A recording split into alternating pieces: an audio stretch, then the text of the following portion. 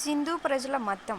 సింధు ప్రజలు పశుపతి, శివుడు మరియు అమ్మతలని పూజించేవారు. వేప చెట్టు మరియు రావి చెట్టును పూజించేవారు.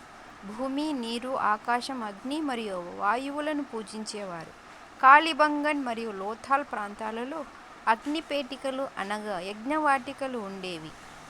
స్వస్తిక్ గుర్తును సాధారణంగా ఉపయోగించేవారు. పటం పశుపతి. లిపి. సింధు ప్రజల తమదైన ప్రత్యేక లిపిని, భాషను అభివృద్ధి చేసుకున్నారు. నిపుణులు కూడా ఈ లిపిని ఇంతవరకు అర్థం చేసుకోలేకపోయారు. సింధు ప్రజల వారి లిపి. తూనికలు, కొలతలు. ప్రామాణికమైన తూనికలను, కొలతలను మొట్టమొదటగా ఉపయోగించింది హరప్పా ప్రజలే.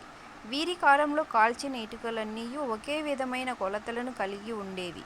వీరి తూనికలను, కొలతలను పర్షియా, మధ్య ఆసియా దేశాలలో కూడా ఉపయోగించేవారు. తూనికలు, పరికరాలు.